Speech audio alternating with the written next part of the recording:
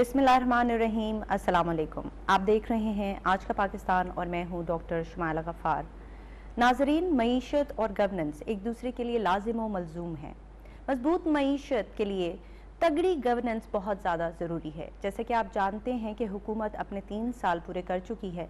इन 3 सालों में क्या खोया और क्या पाया, हमारे साथ प्रोग्राम में हमारे lead analyst doctor Hasnain Javed भी मौजूद हैं।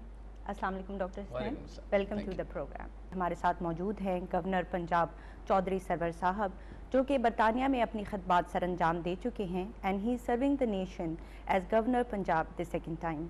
अस्सलाम वालेकुम sir, welcome to our programme. Thank you ji. जी सर, प्रोग्राम का आगाज़ मैं आपसे करना चाहूँगी। जैसे कि मैंने बताया कि हुकूमत ने 3 साल मुकम्मल कर लिए हैं और ये हिस्ट्री में पहली बार हुआ है कि किसी वज़ीर आज़म ने खुलकर आवाम के सामने अपनी हुकूमत की कारकर्दगी रखी है। एक प्रेसिडेंट सेट किया गया है जो कि माजी में कभी भी नहीं देखा गया। आप इसके मुताल्लिक क्या कहेंगे? जी, मैं समझता हूँ कि ये बहुत अच्छी इनिशिएटिव है प्राइम मिनिस्टर का कि उन्होंने पूरी कौम को और लोगों को अपने 3 साल की जो कारकर्दगी है लोगों के सामने पेश की है। उस पर लोग पॉजिटिव भी कमेंट दे सकते हैं, उस पर नेगेटिव भी दे सकते हैं। वो कह सकते हैं कि ये चीज़ें हमने अचीव कर ली हैं, ये हम नहीं कर सके हैं। तो मैं समझता हूँ कि ये गुड जेस्चर है फ्रॉम दी गवर्नमेंट कि अपने आवाम के सामने अपनी कारकर्दगी जो है वो पेश करें, और प्राइम मिनिस्टर ने 3 साल की अपनी कारकर्दगी जो है आवाम के सामने पेश की है। आप सर क्या मुनासिब समझते हैं कि आज 3 साल के बाद एक तो बजट आया, अब 2 साल आपके रह गए हैं, आपको क्या लगता है कि पंजाब क्योंकि बड़ा भाई है और बहुत सारे रिफॉर्म्स आप करते हैं और आपको जो है वो मैं हमेशा से रिफॉर्मिस्ट कहता हूँ, आपने एजुकेशन के अंदर काम किया, आब पाक पर काम किया और बेशुमार और चीज़ें जिस पर हम अभी बात करते हैं। आप सर सबसे पहले यहाँ से मईशत से लेते हैं, क्योंकि हमारे सवाल हमारे प्रोग्राम का जो है वो टैगलाइन भी यही है कि हर सियासी सवाल का माशी जवाब मईशत बोलेगी। अब सर आप क्या फरमाते हैं? देखें, ये बिल्कुल आपकी बात दुरुस्त है कि किसी मुल्क की तरक्की प्रॉस्पेरिटी जो है वो मईशत अच्छी चलेगी तो लोग प्रॉस्पर्स होंगे, अगर नहीं चलेगी तो लोग में गुर्बत आएगी और उनके मसाइल जो हैं डे टू डे बढ़ेंगे। सर देखें, जब हमारी हुकूमत बरसर इक़्तिदार आई है तो हमारे सामने बहुत से चैलेंजेस थे। एक तो आप सबको मालूम है कि तमाम हमारे कमेंटेटर और हमारे अपोजिशन लीडर ये फरमा रहे थे कि हुकूमत जो है डिफ़ॉल्ट कर जाएगी, हम कर्ज़ों की किस्तें अदा नहीं कर सकेंगे। तो अल्लाह के फजल करम से हमने कोई भी पेमेंट जो है डिफ़ॉल्ट नहीं की, अगरचे हमें सऊदीया के पास जाना पड़ा, हमें अपने ब्रादर मुल्क यूएई के पास जाना पड़ा, लेकिन हमने अपनी इंटरनेशनल ऑब्लिगेशन जो हैं उनको पूरा किया। दूसरा बड़ा ये चैलेंज था कि जो मुल्क से डॉलर बाहर जाते हैं और मुल्क के अंदर आते हैं, करंट अकाउंट डेफिसिट जिसको बोलते हैं, वो $20 बिलियन था और उसको कम करके हम $2 बिलियन 1.8 बिलियन पे लेके आए हैं, जो कि 6.1% जीडीपी का था और अब जो है वो 1% से भी जीडीपी के नीचे है। तो मैं समझता हूँ कि ये भी एक बड़ी अच्छी हमारी जो है वो अचीवमेंट है। उसके बाद हेल्थ कार्ड जो है, एक गरीब आदमी का अगर बच्चा या उनकी फैमिली का कोई फ़र्द बीमार हो जाए तो उसका सबसे बड़ा चैलेंज होता है कि दवाई कहाँ से ख़रीदनी है, डॉक्टर की फ़ीस कहाँ देनी है, अगर खुदा न खास्ता हस्पताल में दाखिल होना पड़ जाए तो फिर ऑपरेशन की फ़ी किसने देनी है, दवाइयाँ किसने देनी है। तो ये एक हेल्थ कार्ड जो है वो पूरे पंजाब में दिसंबर के एंड तक दिए जाएंगे। केपीके में वो जो हैं वो दिए जा चुके हैं, बलूचिस्तान में भी शुरू हो रहा है, आज़ाद कश्मीर में भी हेल्थ कार्ड शुरू हो जाए तो इससे हमारे अवामुन नास जो है उनको बहुत बड़ा फ़ायदा इससे पहुँचेगा। उसके बाद हमारी एग्रीकल्चर जो है, हमारा जो काश्तकार है वो बहुत परेशान था कि गन्ना जब टाइम आता था उसको बेचने का तो मिलों वाले अगर 180 रुपये रेट है तो उनको 140 रुपये देते थे, वो भी पैसे 6-6 महीने साल नहीं देते थे। तो अब माशाल्लाह 225 रुपये में भी उनका बिका है, 300 रुपये में भी बिका है। गंदम बारदाना नहीं मिलता था, गंदम पड़ी होती थी, उनके पास बारदाना नहीं होता था, गवर्नमेंट को गंदम बेच नहीं सकते थे। तो अब एक तो उसकी प्राइस इम्प्रूव की है, 1800 रुपये कर दी गई और फिर बारदाने का किसी को मसला नहीं पैदा हुआ। तो ज़िम्मेदार जो है, किसान जो है, वो हमारे दौर में खुशहाल जो है वो। कंपैरेटिव एनालिसिस के अंदर एक सवाल करता हूँ, क्योंकि आपने एक हुकूमत नहीं देखी, आपने बहुत सी हुकूमतें देखी। कंपैरेटिव एनालिसिस में देखिए कि एक तो बात अभी सब ये लोग कह रहे हैं कि 560 अरब का जो है वो इतना बड़ा बजट दे दिया गया क्या ये 2 साल में मुकम्मल कर पाएंगे? अगर ये नहीं कर पाएंगे, जो तरक्याती प्रोजेक्ट्स अब शुरू हैं वो बाद में क्या बनेगी? स्किल एजुकेशन को इस हुकूमत ने गौर किया। रेमिटेंसेस पे अभी आपने जिक्र करना है। सबसे बड़ी बात ये कि आप भी उसका पार्ट थे जब आप MP थे वहाँ से बरतानिया में, लेकिन उस वक्त आपने दौर में देखा था। क्या सर उस वक्त का कॉन्फिडेंस और आपका कॉन्फिडेंस 29 अरब रुपए पे सर हम पहुँच गए रेमिटेंसेस के अंदर, ये क्या वजूहात हैं जो आपकी ओवरसीज़ पाकिस्तानी हैं? इसमें आपका बहुत बड़ा काम है। बल्कि मैं अभी आपकी कुछ चीज़ें और कुछ दौराजात देख रहा था, तो जिसमें मुझे पता चला कि आपने उज़्बेकिस्तान के अंदर एक बहुत बड़ा काम करके आए और आपने जो है वहाँ की एक स्टेट के अंदर जो है वो सिस्टर स्टेट उसको बनवा दिया और वहाँ पे पाकिस्तान का झंडा भी लहरा दिया। वो मैं आप इनसे नाम पूछूंगा कि वो कौन सी स्टेट है सर। पहले तो इस उज़्बेकिस्तान के बारे में बताएं, फिर मैं कैलिफोर्निया पे आऊँगा। सर आपने क्या काम किया? तो उज़्बेकिस्तान जी, मैं डेलीगेशन के साथ वहाँ पर गया था और नमागान के वहाँ के जो गवर्नर हैं वो मेरे बहुत अच्छे दोस्त हैं। तो उन्होंने बहुत बड़ी, मैं समझता हूँ कि हमारी पाकिस्तानी कम्युनिटी के लिए अपनी मोहब्बत का इजहार किया कि जो नमागान का सिटी सेंटर है उन्होंने वहाँ पर पाकिस्तान का झंडा जो है परमानेंट, अच्छा टेम्परेरी नहीं, परमानेंट लहरा दिया। और फ़ौरन एक हफ़्ते के बाद वहाँ जो इंडिया का एम्बेसडर है वो नमागान गया। उसने कहा कि भाई हमारी राइवलरी है पाकिस्तान के साथ, अगर पाकिस्तान का झंडा लगेगा तो हमारा झंडा भी लगेगा। तो उन्होंने कहा कि भाई नहीं, पाकिस्तान का झंडा जो है वो मेरे एक दोस्त हैं, मैंने अपने दोस्त की जो है ऑनर में ये पाकिस्तान का झंडा लगाया है और सिर्फ एक ही मुल्क का वहाँ पर झंडा है, वो पाकिस्तान। उसके अलावा फिर हमें प्राइम मिनिस्टर ने एक टास्क दिया था सीड का।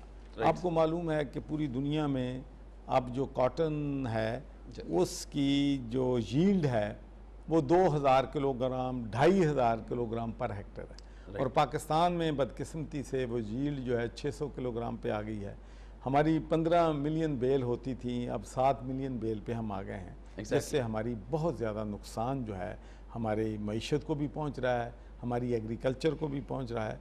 और ये बड़ी ट्रेजिडी की बात है कि कॉटन जो हमारी सबसे बड़ी ज़रूरत है, अब हम बाहर के मुल्कों से इंपोर्ट कर रहे हैं। हम बाहर के मुल्कों से चीनी इंपोर्ट कर रहे हैं, हम बाहर के मुल्कों से गंदम इंपोर्ट कर रहे हैं, तो और उसका हम वेजिटेबल्स वहाँ से इंपोर्ट कर रहे हैं, पल्सेस वहाँ से इंपोर्ट कर रहे हैं बाहर के मुल्क। तो ये हमें इस चीज़ों पे, सीड, क्वालिटी ऑफ सीड पे और पेस्टिसाइड पे हमें तवज्जो देनी पड़ेगी। सर हम देखते हैं सर एग्रीकल्चर के अंदर 27.6 के ऊपर पंजाब है, यानी टोटल का ग्रोथ अगर देखें तो इस साल, यानी ऑपोजिशन उस ज़माने में भी कह रही थी कि ये 3.9 ही गलत है GDP, लेकिन हमने करके दिखा दिया। स्टेट बैंक ऑफ पाकिस्तान ने कहा, IMF ने कहा, एशियन डेवलपमेंट बैंक ने कहा, लेकिन जो ना मानना चाहे तो ना माने, लेकिन ग्रोथ तो आपकी GDP दिखा रही। अच्छा सर, एग्रीकल्चर के अंदर बहुत कम लोगों को पता है, जैसे अब आपने बताया कि इनपुट आपने बहुत सारी दी, इंडस्ट्री हमारी बढ़कर 15.6 पर चली गई, जो कि टोटल का जो पाकिस्तान का है वो 19.8 पर है। इसी तरह सर्विसेज के अंदर आपने बहुत काम किया। सर जब लैंडलॉक हो गया और आपने इसके, आप तो बड़े एग्जीक्यूटर रहे, यानी जो आमतौर पे लोग समझते थे, और बल्कि मैं यहाँ पे आज आपके सामने कहना भी चाहता हूँ कि इस सीट को या इस पोजीशन को या गवर्नर को आमतौर पे सिंबॉलिक समझा जाता है, लेकिन सिंबॉलिक तो नहीं रहा। आपने वहाँ पे पाकिस्तान का झंडा भी लहरा दिया और आपने एक्सपोर्ट के लिए काम किया। यहाँ मैं GSP प्लस के ऊपर बात करना चाहता हूँ सर।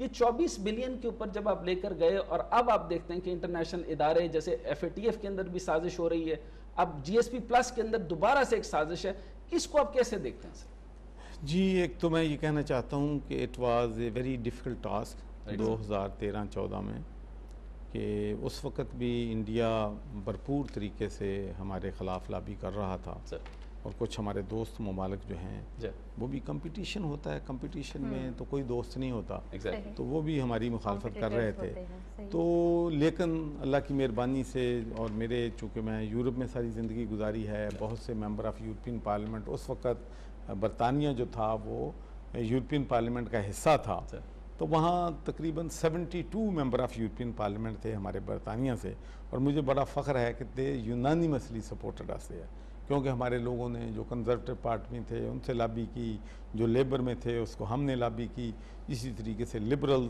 तो हमने तम ग्रीन पार्टी, सबको हमने एतमाद में लेके एक जहाद समझ के हमने वो जंग लड़ी थी। तो माशाल्लाह हमें मिल गया, जिससे आप बजा तौर पर कहते हैं कि $24 बिलियन का पाकिस्तान। अब एक बहुत बड़ी साजिश हुई सर इसके बारे में जरा और इंडिया ने बहुत बड़ा वार किया है हम पे अच्छा। कि वहाँ पर ब्लास्फेमी का इशू लेके, मिनॉरिटीज़ का इशू लेके, ह्यूमन राइट्स का इशू लेके, सारा फैब्रिकेटेड स्टोरीज बता के उन्होंने वहाँ पर एक रेजोल्यूशन जो है मूव करवा के, जिसमें बहुत मतलब मैं समझता हूँ कि इस अनप्रेसिडेंटेड कि 665 MPs ने हमारी मुखालफत की और सिर्फ 6 वोट हमारे हक सर में। जब आप ये बहुत लम्हा फिक्रिया और हमारे लिए बड़ी अफसोस की बात है। और अब चूँकि 27 अप्रैल को ये वहाँ पर मोशन पास हुआ था कि पाकिस्तान का जो GSP प्लस है इसको यूरोपियन कमीशन दोबारा देखे और उसको जो है इसको सस्पेंड जो है करने की उन्होंने कोशिश कर दी, कोशिश की, रेजोल्यूशन मूव हो गया। अच्छा रेजोल्यूशन पास भी हो गया। ओके अच्छा अब हमारा यूरोपियन कमीशन इसमें पूरी अपनी रिपोर्ट बनाएगा, लेकिन एट द सेम टाइम इंशाल्लाह मैं अक्टूबर में 2 हफ्तों के लिए यूरोप जा रहा हूँ।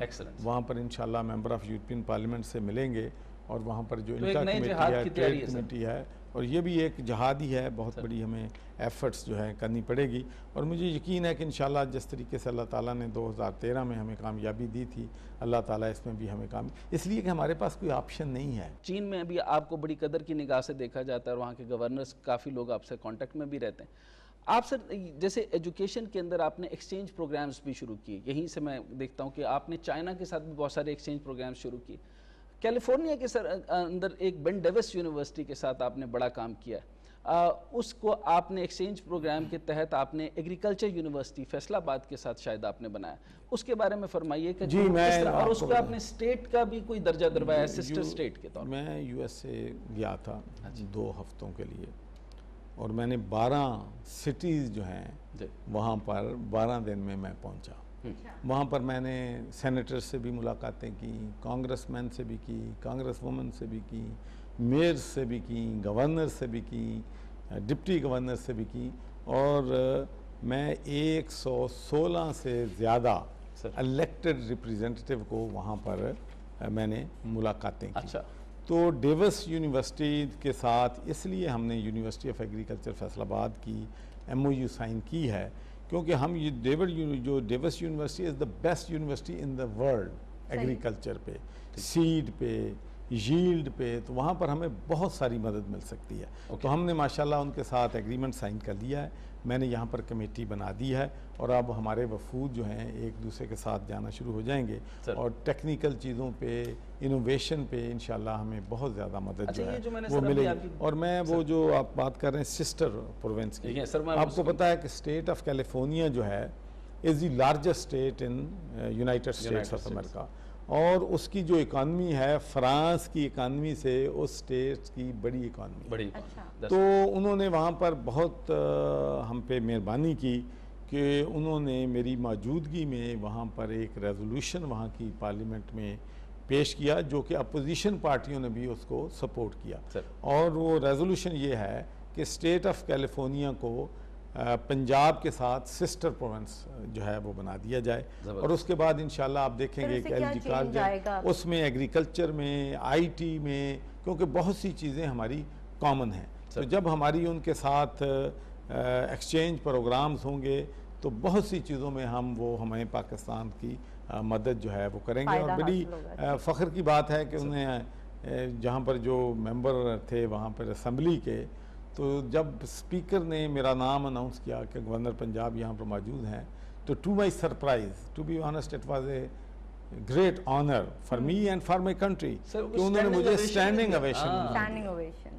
तो ये बड़ी हैरानगी की बात है कि ये मैंने ये खबर सुनी है, हर्ड दैट कि ये तो पहले कभी नहीं देखा, स्टैंडिंग ओवेशन दिया और आपके लिए ये खड़े हुए और आपने, और ये बड़ी एजाज़ की बात है। इससे पहले तारीखी तौर पे सर कोई वाक़या मेरे ज़हन से तो नहीं गुजरा कि सिस्टर स्टेट का कोई आपको जो है वो दिया जाए, और उज़्बेकिस्तान ने दिया, कैलिफोर्निया स्टेट ने दिया। अच्छा सर, आपने इसके साथ जैसे आपने ये समझते हैं, आपने लार्ज मैन्युफैक्चरिंग की तो बात कर ली, स्मॉल एंड मीडियम इंटरप्राइज जो छोटी सनतें जो हैं उसको आप बहुत गौर से देखते हैं। आप क्या समझते हैं सर, एजुकेशन को छोटी सन्नतों के साथ जोड़ने का मामला जो है, जिस तरीके से आपने कहा कि एग्रीकल्चर मैकेनाइजेशन पे, ये जो आपकी सोच है, यानी पहले अगर देखें एजुकेशन में तो MBS बढ़ते जा रहे हैं, MCOM बढ़ते जा रहे हैं और उनकी खपत कहीं पे भी नहीं है, लेकिन आपने स्किल एजुकेशन के ऊपर जो बात कर रहे हैं, आप मुतमईन हैं सर कि ये वोकेशनल इंस्टीट्यूट को बेहतर होना चाहिए?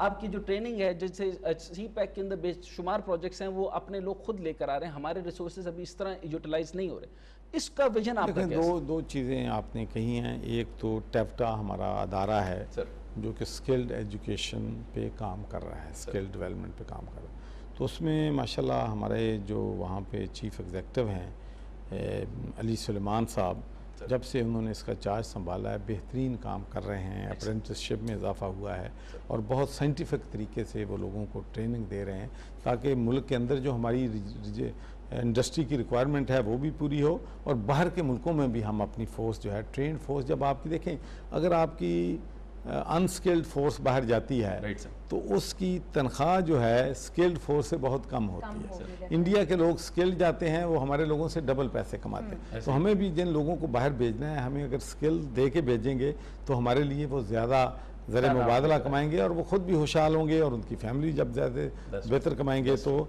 यहाँ भाई खुशहाल हों। दूसरी बात जो आपने की है एजुकेशन की, हायर एजुकेशन, देखिए हमारा ये सबसे बड़ा डिलेमा ये है कि हम हज़ारों की तादाद में ग्रेजुएट्स पैदा कर रहे हैं लेकिन हम उनको एंटरप्रेन्योर नहीं बना रहे, हम उनको बिजनेस चैम्पियन नहीं बना रहे। तो इसीलिए मेरी कोशिश ये है कि मैं जो हमारे चैम्बर्स हैं बिज़नेस के, उनको यूनिवर्सिटीज़ के साथ कनेक्ट करूं और यूनिवर्सिटीज़ जो हैं बिज़नेस हब बन जाएं और हमारे बच्चे जब वहाँ से निकलें तो एंटरप्रेन्योर बन के निकलें। और गवर्नमेंट उनको जो बिज़नेस सेटअप करना चाहते हैं ऑलरेडी उनको इंसेंटिव दे रही है।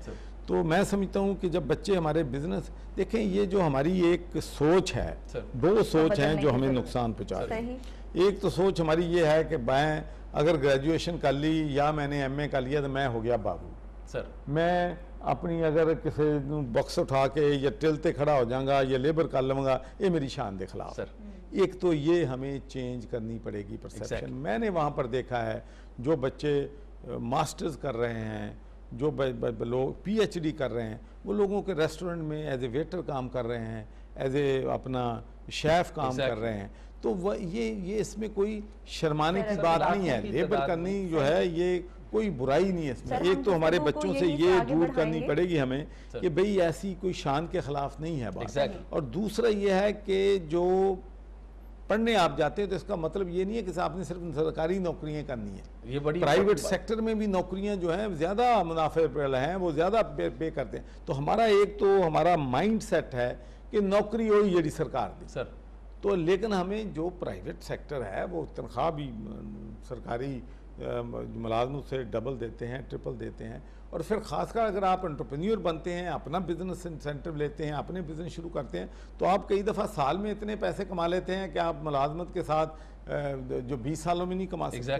तो हमें बिजनेस हब बनाना पड़ेगा, हमें अपने बच्चों को ट्रेन करके और इंडस्ट्री के साथ इनको लिंक करना पड़ेगा। देखें, एक आदमी डॉक्टर बनता है, जब डॉक्टर बनता है तो ड्यूरिंग उसकी एजुकेशन वो अस्पतालों में जाता है, वो वहाँ पर मरीज़ों को देखता है और फिर वो इंटर्नशिप करता है।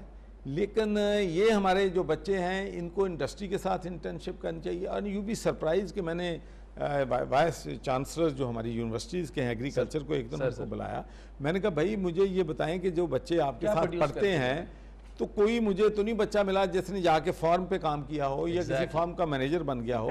तो आप जब इनको पढ़ाते हैं इंटर्नशिप पे, इनको भेजें फार्मर के पास, वहाँ ये 2 महीने 3 महीने काम करें, उनको सिखाएं, वहाँ से कुछ सीखें। क्योंकि हमारी इन्वायरमेंट चेंजेस इतनी हो रही हैं कि अगर हमने अवेयरनेस कैंपेन न की बिकॉज ऑफ क्लाइमेट चेंज तो हमारी जिम्मेदार जो है इसको बहुत ज़्यादा नुकसान होगा। यहाँ पर वक्त हुआ है एक ब्रेक का, डॉक्टर हसन यहाँ पर नाजरीन हम ब्रेक लेंगे। हमारी गुफ्तगू जारी है चौधरी सरवर साहब के साथ हुकूमत की 3 साला कारकर्दगी और बजट के हवाले से। हमारे साथ रहिएगा।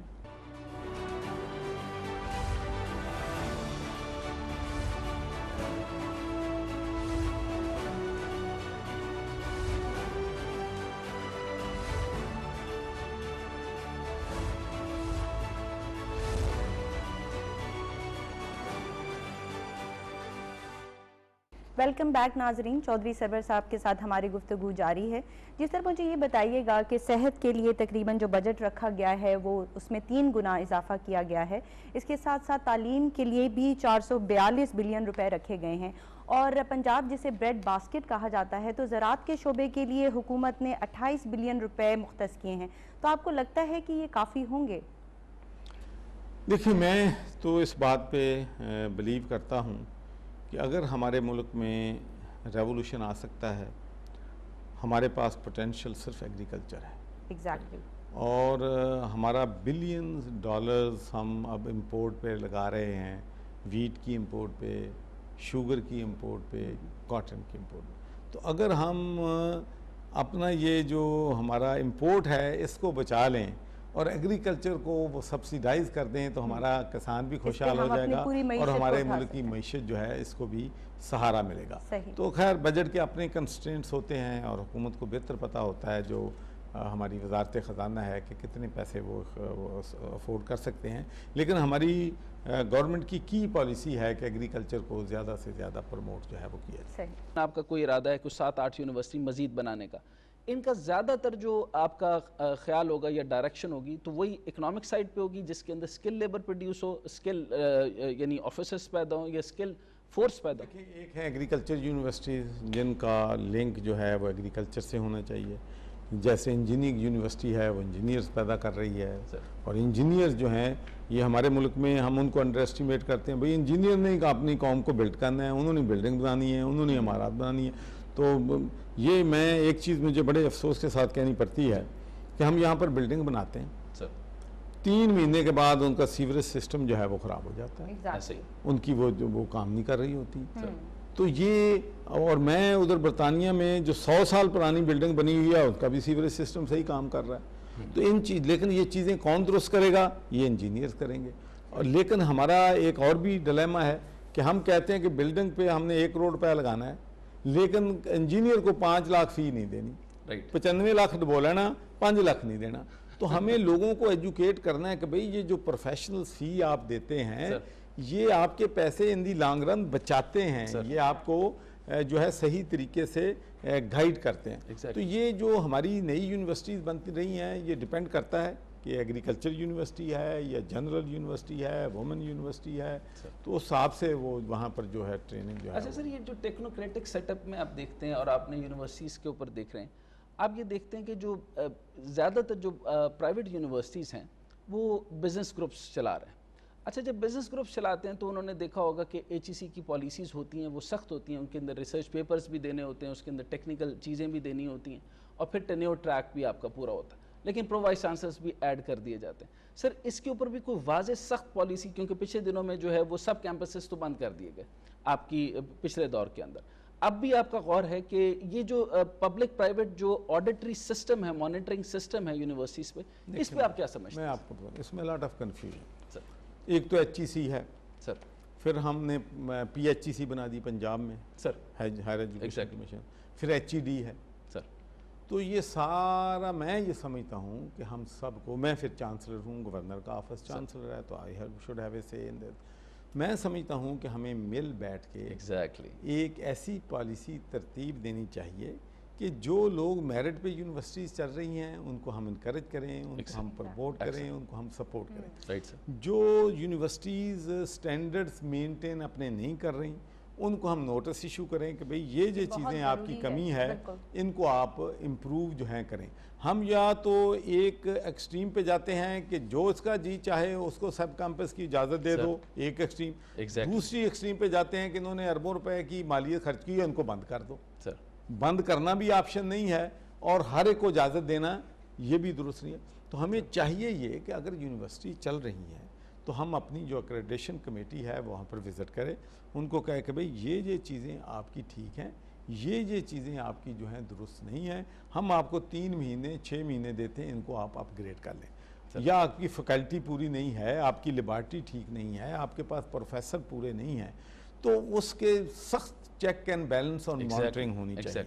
लेकिन ये नहीं होना चाहिए कि रेड टेप में वो अगर अप्लाई करते हैं फैकल्टी के लिए, कोर्सेज के लिए, तो 2-2 साल फाइलें जो हैं वो मुख्तलिफ डिपार्टमेंट के पास पड़ी रहती हैं, जिससे एजुकेशन का भी नुकसान होता है। तो पूरा सिस्टम मैं समझता हूँ कि ओवरहाल करने की ज़रूरत है और इंशाल्लाह इस पर हम काम करें। ये 2 चीज़ें जैसे हेल्थ और एजुकेशन, जिस तरह किसी एक रिसेंट एक आदमी ने मुझे बताया कि अगर ये इसी तरीके से चलता रहा और बिजनेस ग्रुप्स जो हैं वो बिजनेस ये एजुकेशन को भी बिजनेस और हेल्थ को भी बिजनेस की तरह लेके चलते रहे, तो कुछ अरसे के बाद जो है वो हमें बड़े कॉन्सिक्वेंसेस देखने पड़ेंगे।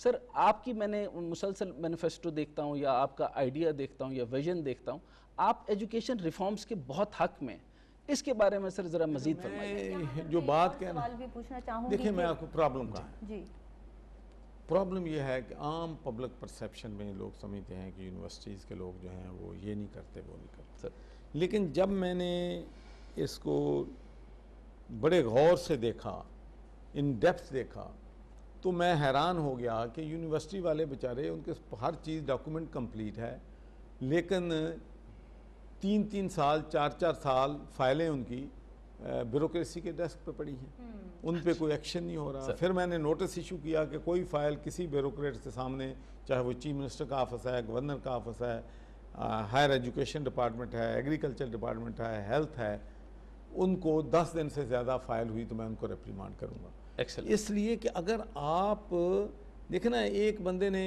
खोल ली यूनिवर्सिटी बना ली, पहली तो बात है कि अगर उसने हमारी परमिशन के बगैर खोली, अपने जो है सारे काम शुरू किए, फैकल्टी वगैरह, तो उस वक्त उसको रोको।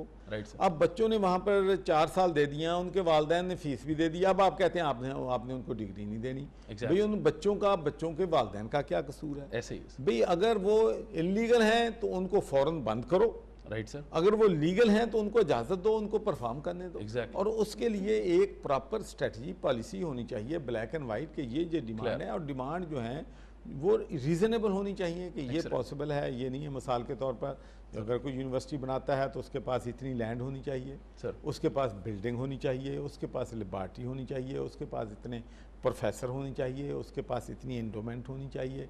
तो ये सारी चीज़ें अगर क्लैरिटी के साथ हों, हमारी जो चीज़ें हैं कोई 2004 की हैं, कोई 2005 की हैं, कोई इधर पड़ी हैं। मैं आपको एक बात बताऊं तो बिलीव नहीं करेंगे सर कि हमारी 15 यूनिवर्सिटीज़ पंजाब में ऐसी थी जिनके अपने स्टैट्यूट्स ही नहीं थे।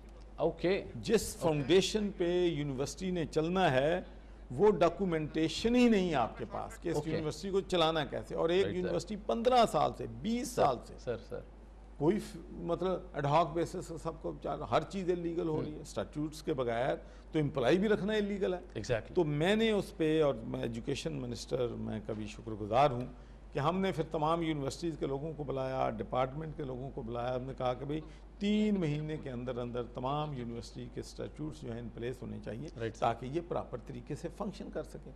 तो इसी तरीके से मैं ये समझता हूँ कि हमें बहुत सी रिफॉर्म्स की ज़रूरत है, बहुत सी चेंजेस लाने की ज़रूरत है, लेकिन जब तक हम चेंजेस नहीं लाएंगे, जब फिर फ्रस्ट्रेशन हो जाती है तो उसका रिजल्ट क्या निकलता है? उसका रिजल्ट ये निकला कि प्राइवेट मेंबर्स बिल के ज़रिए यूनिवर्सिटी असेंबली ने पास कर दी। सर सही। अगर महकमे अपना रोल जो है सही तरीके से अदा करते तो इस एक्सट्रीम पे जाने की ज़रूरत नहीं थी। तो there are lot of issues. अच्छा, एक तो सर ये जिस तरीके से आपने कहा, एग्रीकल्चर हो गया, स्किल हो गया, टेफ्टा अपना काम कर रहा है, स्किल लेबर हो गया, वेल्डिंग से लेकर बाकी मामलात हो गए, क्या हमें सेग्रीगेट नहीं करना चाहिए सर कि कितने % बच्चे जो हैं वो हमें इस एरिया में चाहिए, कितने जहन इस एरिया में चाहिए और कितने जहन हमें इसमें एलोकेट करना चाहिए? यानी एजुकेशन पॉलिसी को हमें स्ट्रक्चर करना होगा। जैसे आपने इससे पहले बात कर दी कि इतने मैसिव MBAs और MCOMs हम कहाँ लेके जाएं? मैं आपको बताऊँ, यही एक इशू है जिसको हमें एड्रेस, मतलब पूरी दुनिया में इस वक्त पैरामेडिक्स की शॉर्टेज है, नर्सेज नहीं मिल रहे। अगर हम सिर्फ यहाँ 4 साल का कोर्स करवा के नर्सेज को बाहर भेजना शुरू कर दें तो $billions हमें ज़र मुबादला आ सकता है और वो फैमिली जो है खुशहाल हो सकती हैं। इससे ब्रेन जो है वो भी ड्रेनेज नहीं हो रहा। सर यहाँ बच्चे हैं, FA हैं, BA हैं, इसके लिए तो आपने डायरेक्शंस दी हुई, तो अगर ये जाएंगे वहाँ, और फिर ये नहीं है कि फीमेल नर्सेज, मेल नर्सेज भी दुनिया में चल रही हैं। तो इसमें हमें, अगर इसमें हम तवज्जो दे लेंगे तो हमें बहुत इससे हमारे मुल्क को ये जो है बेनिफिट हो सकता है। इसी तरीके से स्किल्ड वर्कफोर्स को अगर हम डेवलप कर लें, क्योंकि पूरी दुनिया में चले जाएं, हमारे उधर डॉक्टर ढूंढने में इतनी मुश्किल नहीं है जितनी प्लम्बर ढूंढने में मुश्किल मिलती है। अगर घर की छत चोरी होती है तो बंदा नहीं मिलता, कोई सीलिंग वाला टाइलर नहीं मिलता।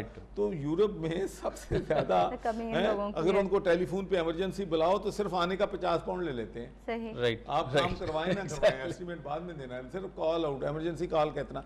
तो ये बहुत सारा नफ़ा भी इसमें आ सकता है। इसी तरीके से पाकिस्तान में भी जो ट्रेड जो अपने एक्सपर्ट हैं उनकी कमी है, वेल्डर है, ब्रिकलेयर है, इलेक्ट्रीशियन है, प्लम्बर है। तो हम इनको अगर करेंगे प्रमोट तो ये हमारी इंडस्ट्री जो है, खासकर अब हम माशाल्लाह आपने देखा होगा कि हमारी कंस्ट्रक्शन इंडस्ट्री बूम कर रही है। हमारी प्राइसेस देख लें कि प्रॉपर्टी की प्राइसेस, सरिया की प्राइसेस, स्टील की प्राइसेस, सीमेंट की प्राइसेस, हर चीज़ बढ़ रही है क्योंकि डिमांड बहुत ज़्यादा बढ़ गई है। तो इन हालात में हमें ये टेक्निकल लोग चाहिए। सर बहुत सारी सरप्रस्ती की, अब क्योंकि ये मेडिकल का सवाल है तो मैं इनकी तरफ करता हूँ। आपका पिछली दफ़ा स्टेटमेंट आया था, ये आप मेडिकल का सवाल कर जी सर, आपने ये कहा था कि इतने लोग जो हैं वो कोविड से नहीं मर रहे जितने हेपेटाइटिस से मर रहे हैं, और उसकी वजह ये है कि हमें साफ़ पानी दस्तयाब नहीं है। तो पंजाब में इस हवाले से क्या हो रहा है? जी, आपको पता है, मेरा ख्याल अब तो पूरा पाकिस्तान जानता है कि लोगों को पीने का साफ़ पानी मुहैया करना मेरा पैशन है, और मैं इसको एक अपनी वॉर समझ के वॉर फुटिंग पे काम कर रहा हूँ। सही सर। तो अगर मुझे पूछे कोई कि आपकी 2 प्रायोरिटीज़ इस वक्त क्या हैं, तो नंबर 1 मेरी प्रायोरिटी है लोगों को पीने का साफ़ पानी देना, और दूसरी प्रायोरिटी है कि GSP प्लस जो है उसको सिक्योर करना। एक्सीलेंस। तो इसमें मुझे इस बात पे बड़ा फ़ख्र है कि इंशाल्लाह दिसंबर के आखिर तक 76 लाख लोगों को हमारी आब पाक अथॉरिटी और इतने ही लोगों को हमारे NGOs और मुखय्यर हज़रात लोगों को पीने का साफ़ पानी दे देंगे। और अल्लाह के फजल करम से, अल्लाह की मेहरबानी से, लोगों की दुआओं से हम 1.5 करोड़ लोगों को, 15 मिलियन लोगों को पीने का साफ़ पानी दिसंबर के आखिर तक इंशाल्लाह प्रोवाइड करें, अगर हमें रिसोर्सेज मिल जाएं। सर जैसे कि प्राइम मिनिस्टर 2-3 हफ्ते पहले आए थे तो उन्होंने कहा कि ठीक है, मैंने उनसे कहा कि जी सर अब हम 1500 यूनिट लगा रहे हैं, लेकिन 4000 यूनिट बंद पड़े हैं। जो फिल्ट्रेशन प्लांट पिछली हुकूमतों ने लगाए हैं, वाटर स्कीमें बनाई हैं, ट्यूबवेल लगाए हैं, वो सब बंद पड़े, उनकी मेंटेनेंस नहीं है। तो अगर हमें वो भी पंजाब हुकूमत हमारे हवाले कर दे तो हम उनको 3 महीनों में 4000 यूनिट जो है उसको हम चालू कर सकते हैं। अच्छा, आप सर सोल्यूशन ओरिएंटेड आदमी हैं, मैंने बहुत अरसे से देखा है। आप जो है वो आर्बिट्रेटरी रोल भी अदा करते रहे, सियासी मामलात के अंदर भी आप जो है वो मसालियत पसंदी का रवैया रखते हैं। आप पिछले मामलात क्या गुजरे, किसने क्या करप्शन की, कैसे की, आप आगे बढ़ने की रवैये की तरफ देखते हैं। जैसे आपने भी कहा कि 400 यूनिट बंद हैं, 4000 यूनिट में से 1500 काम कर रहे हैं, तो बाकियों को काम करने देना चाहिए। 1500 वो काम कर रहे हैं जो हम नए लगा रहे हैं, वो लगा जो आपने कहा। अच्छा सर, ये भी तो कह सकते थे ना कि ये पिछली, आप सिर्फ ये कह सकते थे कि भाई करप्शन की वजह से ये हो गया, लेकिन आप आगे बढ़े। आपका सर फॉर्मूला मैंने देखा है कि जैसे NGOs को आपने अपने साथ बुलाया, तकरीबन 30 NGOs आपके साथ आ भी चुकी हैं। वो फॉर्मूला बताइए कि आप किस तरीके से सोल्यूशन ओरिएंटेड बात करते हैं और बाकी लोग जो है वो सियासी गुफ्तगू करके चले जाते हैं। इंटरेस्टिंग। देखिए, मैं तो इस बात पे बिलीव करता हूँ कि हमें अब डिलीवरी की तरफ जाना है। डिलीवरी की तरफ जाना हमने, लोगों ने हमें वोट देना है हमारी परफॉर्मेंस पे। एग्जैक्टली। ये हमें, जब तक हम ये बात नहीं ज़हन नशीन करेंगे कि लोगों ने अब 2-3 साल होते हैं पिछली हुकूमतों पे मतलब उनको टारगेट करने के, सर अब आखिरी 2 साल हैं, अब हमारा पूरा फोकस जो है डिलीवरी पे होना चाहिए। महंगाई है, हम इसका मुकाबला करें, गुड गवर्नेंस हम लोगों को दें, निचले लेवल पे थानेदार और तहसील, थाना, कचहरी से करप्शन जो है उसको कम करें। हमारी जो दूसरी ज़रूरियात हैं लोगों की, बेस से गरीब आदमी अपना बिजली का बिल नहीं दे सकता, गैस का बिल नहीं दे सकता, अपने बच्चों के कपड़े नहीं खरीद सकता, अपने बच्चों की फ़ीस नहीं दे सकता। तो हमें उन जो कॉमन लोग हैं उनकी क्या ज़रूरियात हैं, क्या प्रायोरिटीज़ हैं, उनको हमें बात करनी चाहिए, उनसे हमें सिंपथाइज़ करना चाहिए और उनको डिलीवर जो है वो करना चाहिए, और फिर इंशाल्लाह हमारी इलेक्शन में कामयाबी होगी। लेकिन अगर हम मेरा सर आगे नहीं जाएंगे तो आपको मैं जवाब दे दूँ। जब मैं पिछली दफ़ा गवर्नर बना था तो मैंने देखा कि बहुत सी ऑर्गेनाइजेशन जो हैं हेल्थ में, एजुकेशन में, डिसेबिलिटी में, डेफ एंड डफ बच्चों के लिए पीने के साफ पानी के लिए काम कर रही हैं, लेकिन उनकी आपस में कोई कोऑर्डिनेशन, कोहेजन, इकट्ठे मिलने के काम करने की स्पिरिट नहीं। तो मैंने तमाम जो ऑर्गेनाइजेशन थी, पहले तो मैंने 15-20 ऑर्गेनाइजेशन का इजलास बुलाया जो कि नेशनल और इंटरनेशनल भी थी। मैंने कहा भाई हर ऑर्गेनाइजेशन अपनी आइडेंटिटी बरकरार रखे, लेकिन हम मुशावरत के साथ चलेंगे। कोई पानी पे काम कर रहा है, कोई हेल्थ कर रहा है, अगर मैं पानी पे काम लाहौर में कर रहा हूँ तो दूसरे दोस्त को कहूँ आप कसूर में कर लो, जो कसूर में कर रहा है वो दूसरा जो है वो शेखुपुरा में कर ले, ताकि हम मिल के एक प्लानिंग एक स्ट्रेटजी के साथ काम जो है चीज़ों को बढ़ा। तो उस वक्त 65 ऑर्गेनाइजेशन हमारे साथ काम कर रहे हैं। अब माशाल्लाह ड्यूरिंग कोविड-19 right sir 191 organisation excellent sir हमारे साथ काम कर रही हैं, और people will be proud to know कि जो हमारी सिविल सोसाइटी है, जो हमारे NGOs हैं, जो हमारे मुखैर हजरात हैं, हमने 12 अरब रुपए से ज़्यादा की चैरिटी थ्रू गवर्नर हाउस की है। 20 लाख फैमिलीज़ को हमने उनके घरों पे राशन पैक पहुंचाया है, जिन गरीबों की जो डेली वेजेस पे थे, जिनके चूल्हे बंद हो गए थे। तो ये इकट्ठे मिलके काम करने में बरकत भी है। इसी तरीक़ा से हमने हेपेटाइटिस फ्री पंजाब की कैंपेन लॉन्च की है और माशाल्लाह तमाम ऑर्गेनाइजेशन हुकूमत के साथ मिलके काम कर रहे हैं। अब हम बलूचिस्तान में माशाल्लाह हमने 6 फिल्ट्रेशन प्लांट्स वहाँ पर भी लगाए हैं, वो भी हमारे भाई हैं, वहाँ पर भी hepatitis free Balochistan campaign launch किया। तो इंशाल्लाह जो कुछ मुमकिन है वो हम करें। यानी ये जो आपने सर ये जो पब्लिक प्राइवेट जो वेंचर्स आप डेवलप करते हैं, ये जो फार्मूला आपने अभी बताया कि आप फंड्स नहीं हैं, फलां नहीं है, इस चीज़ के ऊपर आप नहीं बिलीव करते कि और बात को आगे बढ़ाते हैं, और आपने ये जो फार्मूला है ये बाकी सूबों के लिए भी बना दिया कि आप जो है वो NGOs जो ऑलरेडी काम कर रही हैं, जिस तरीके से मैचिंग ग्रांट हुआ करती थी कि जितना हम देंगे उतना आप कर लो। सो आपने ये जो आपकी जो ये पंजाब आब पाक अथॉरिटी है, ये सर आपने खुद क़याम किया इसका? और ये मैं आपको आब पाक अथॉरिटी ये गवर्नमेंट की अथॉरिटी है, राइट सर, जिसका मैं पैटर्न चीफ हूँ और डॉक्टर शकील साहब उसके चेयरमैन हैं।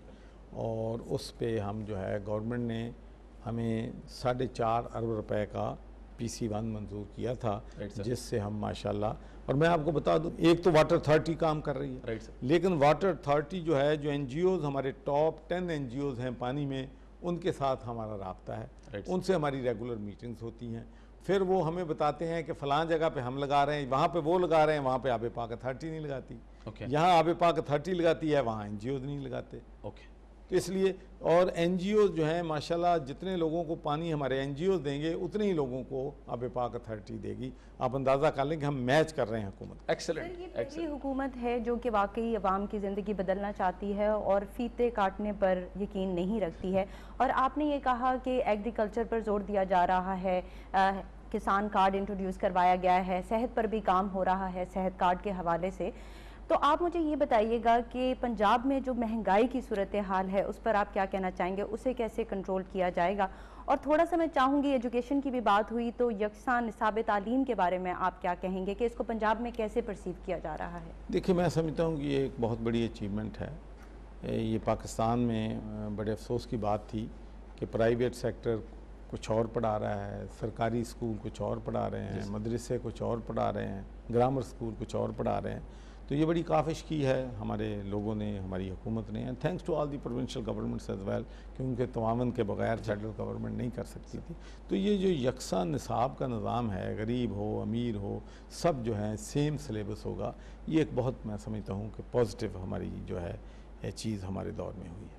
अच्छा सर, व्हाट्स योर टेक? एक इम्पॉर्टेंट बात है, लास्ट टाइम हमें आपसे टाइम ज़रा थोड़ा डिले हो गया और आपसे मैच नहीं हुआ क्योंकि आप ये बड़े काम करने के लिए कैलिफोर्निया में थे।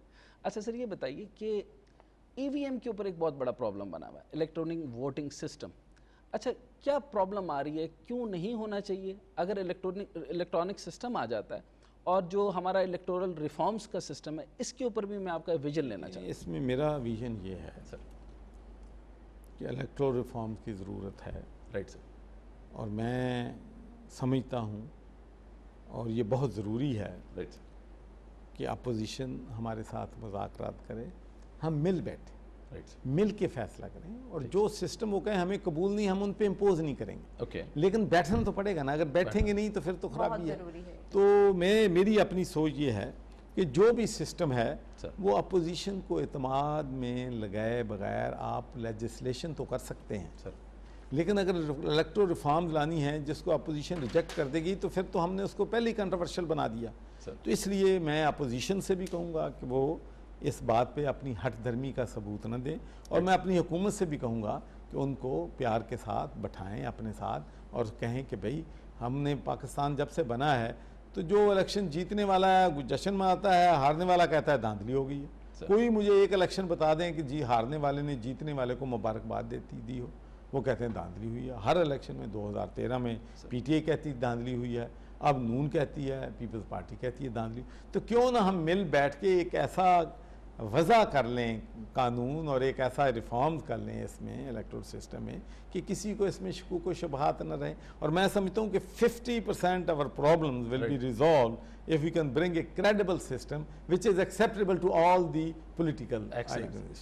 अच्छा, इलेक्टोरल रिफॉर्म सर, इसके लिए एक स्टैंडर्ड मैं पूछना चाहता हूँ। आप बीइंग गवर्नर, 2 दफ़ा गवर्नर रहे हैं सर, अब ये आपका दूसरा टेन्योर है, यानी सूबे का सरपरस्ती होता है आप, क्योंकि आर्बिट्रेटर भी रहे हैं, लोगों को मसाहलत पसंदी पे भी बात करते हैं। लोगों को एक बेंचमार्क बताइए सर कि किन बुनियादों पे हुकूमत को सेलेक्ट करना चाहिए। 1, जैसे आपने कहा कि एजुकेशन है, दूसरा आपने कहा कि हेल्थ, इनके ऊपर ये आवाम फिर से उधर ही वोट देगी, या जो कार्टेल बना रहे हैं, जो कॉटन को नहीं बनने दे रहे, जो चीनी ज़्यादा लगा रहे हैं और यानी बाकी चीज़ें प्रोड्यूस करते हैं, आप सर स्टैंडर्ड बना दीजिए। पहली बात तो ये है कि दुनिया में कहीं भी लोग सिंगल इशू पे वोट नहीं देते, चाहे वो थर्ड वर्ल्ड कंट्री है, चाहे वो डेवलप नेशन। लोग जिस पार्टी को भी वोट देते हैं पहले तो वो ये देखते हैं कि इस पार्टी का लीडर कौन है। अगर हमें 2018 में लोगों ने वोट दिए हैं तो उन्होंने इस बात पे बिलीव किया कि क्रेडिबल लीडर है, करिश्मेटिक पर्सनैलिटी है, ईमानदार है, दयानतदार है, और लोगों ने वोट दे दिया। अब अगला वोट लोगों ने परफॉर्मेंस पे देना है। अच्छा, वो अकेला दयानतदारी पे नहीं देना। ये बात हमें जितनी जल्दी हम जहन नशीन कर लेंगे उतनी बेहतर है। सर, पहली दफ़ा वोट देते हैं, करिश्मे पे देते हैं, ईमानदारी पे देते हैं, इंटेग्रिटी पे देते हैं, सारा। अगला वोट जो है वो परफॉर्मेंस पे देना है। अच्छा, उस परफॉर्मेंस में लोगों ने देखना है कि हेल्थ में हमने क्या रिफॉर्म किए हैं, एजुकेशन में हमने रिफॉर्म क्या किए हैं, महंगाई को हमने कितना कंट्रोल किया है, सीवरेज सिस्टम हमने क्या किया है, इंफ्रास्ट्रक्चर जो है क्या दिया है, पीने के साफ पानी पे कितना काम किया है, लोकल गवर्नमेंट को कैसे हमने एस्टेब्लिश किया है, लोगों को एम्पावर कैसे किया है, डेवोल्यूशन ऑफ पावर किया। तो ये सारी चीज़ें जो हैं लोग देख के फिर फैसला करते हैं कि हमने। और दूसरी बात यह है कि हम थर्ड वर्ल्ड कंट्री ज़रूर हैं, लेकिन पॉलिटिकली मैं आपको बता दूं जितना अस्ट्यूट और जितनी पॉलिटिक्स पाकिस्तान में हर थड़े पे होती है दुनिया में किसी मुल्क में नहीं होती।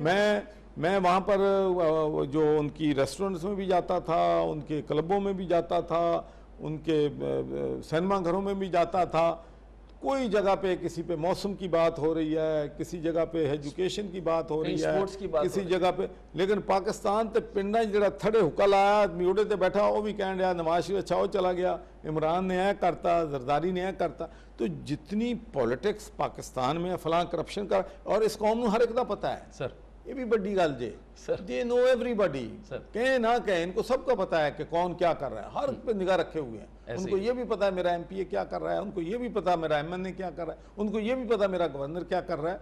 तो इसलिए बहुत विजिलेंट कौम है और इनकी इंटेलिजेंस जो है इसको हम इंसल्ट नहीं करना चाहिए। We can not mislead them, we have to show them कि we are a real change, we can deliver and we will deliver. Thank you so much sir. Economics direction खत्म हो गया टाइम जी। अच्छा, मईशत direction ले चुकी है sir. मईशत के direction के बाद सिर्फ आखिरी सवाल मैं आपसे ये करना चाहता हूँ कि एक तो रिफॉर्म्स की बात हो गई, हमने ईवीएम लाना है, डिजिटाइजेशन करनी है और हमने चाइना से भी बहुत कुछ सीखना है। ब्यूरोक्रेसी को अब क्या किरदार अदा करना चाहिए? बस ब्यूरोक्रेसी को मैं ब्यूरोक्रेसी को एक ही मैसेज देना चाहता हूँ कि इस मुल्क पे डिक्टेटर्स ने आधा साल, आधी उम्र इस मुल्क की उन्होंने रूल किया, आधा टाइम सियासतदानों ने, और ब्यूरोक्रेसी 72 साल से रूल कर रही।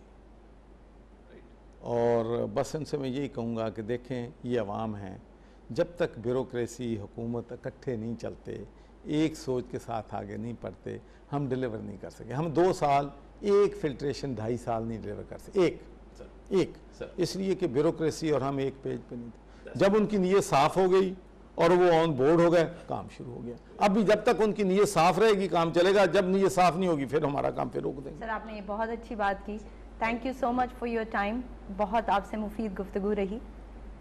जी नाजरीन, आज के प्रोग्राम में चौधरी सरवर साहब हमारे मेहमान थे और उनसे हमने बातचीत की गवर्नेंस के हवाले से, मईशत के हवाले से, हुकूमत की 3 साला कारकर्दगी का भी जायज़ा लिया गया। इसके साथ साथ बजट के हवाले से और एजुकेशन के हवाले से भी बात हुई। नाजरीन, हमारा प्रोग्राम वॉच करने का शुक्रिया। टेक केयर, अल्लाह हाफ़िज़।